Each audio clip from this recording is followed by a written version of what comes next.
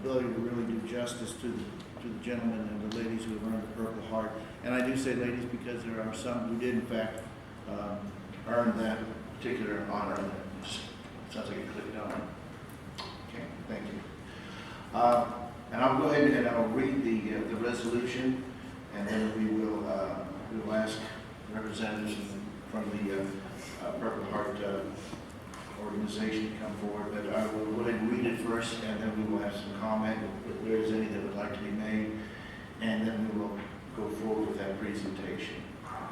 Whereas the people of Clay County have great admiration and the utmost gratitude for all the men and women who have selflessly served this country, their country, and this community in the armed forces, and whereas the contributions and sacrifices of the men and women from Clay County who served in the armed forces have been vital in maintaining the freedoms and way of life enjoyed by our citizens, whereas the Purple Heart is the oldest military decoration in present use and was initially created as a badge of military merit by General George Washington in 1782. And whereas the Purple Heart was the first American Service Award or decoration made available to the common soldier and is specifically awarded to members of the United States Armed Forces who have been wounded or paid the ultimate sacrifice in combat with a declared enemy of the United States of America. And whereas the mission of the Military Order of the Purple Heart is to foster an environment of goodwill among the combat wounded veteran members and their families, promote patriotism, support legislative initiatives, and most importantly, make sure we never forget.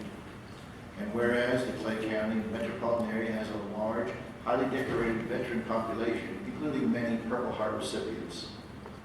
Whereas Clay County appreciates the sacrifices of our Purple Heart recipients made in defending our freedoms and believe it is important that we acknowledge them for their courage and show them the honor and support they've earned.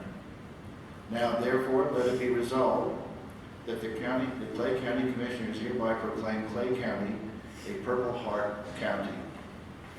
I usually don't read out the resolutions. It's generally a little bit less formal, but I chose to actually read it today because of the importance of the men and women who have given so much to this country. But there was background in here I think that is good that we all remember. And I think one of the most important parts mentioned in this particular resolution is the idea that we do never forget the sacrifices made and continually being made by members of our armed forces.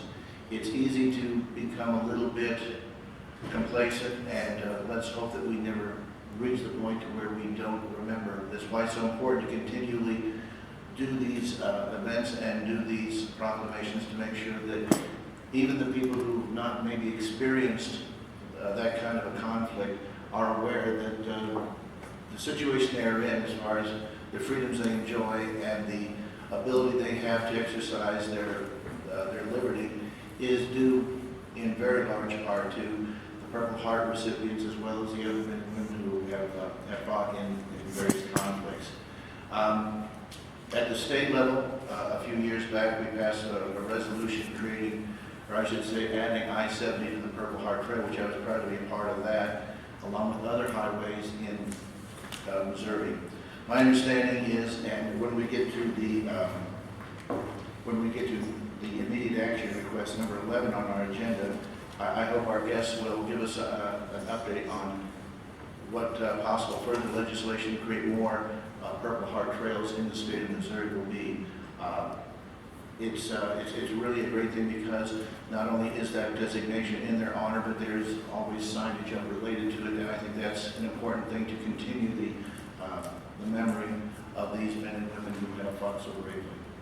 With that, Commissioner Owen, do you have any? No, you've done it very good. You know, a lot of people, you know, we talk about our veterans. I think a lot of young people, as they grow up, they don't realize the importance of the veterans, and they just take life as every day. If they lived in Afghanistan or Iran or one of these other countries over there, they just should realize how wonderful they live land of the free of America. We're so fortunate to be living in the United States that we just don't share enough with the veterans that's to keep us safe. Well, we have a lot of veterans right here among us, including Commissioner Owen and Will Aiken, our emergency management director, and Paul Moscovo, our sheriff. And I'm sure that there are others. I'm just curious how many others are in here that would stand up and be recognized.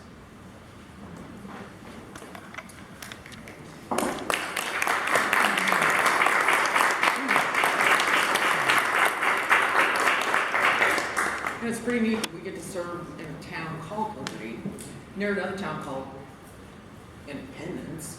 But my dad served in World War II, my uncle served in World War II, my brothers served in Vietnam, although thankfully they were here stateside at the time, although I can't really say that was a cakewalk either at the time.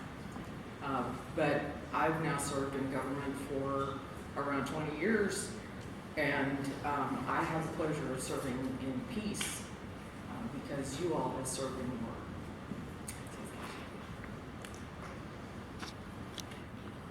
Thank you very much. Do we want to present the resolutions now or after this vote, or does it matter? If we could speak and then I'd ask for a brief recess while we take the pictures. Okay. Let's go ahead and, do we want to go on down? Because most of these are just housekeeping, and then when we do 11, we go ahead and do the vote, and then go ahead and assess. No. Yes. I'm just going to do the others all pretty much. Yeah, well, let's go ahead and just get right on down to number 11, if that's okay. I don't need to move the agenda around too much, but I think that might be the best thing to do. We'll skip down to number 11.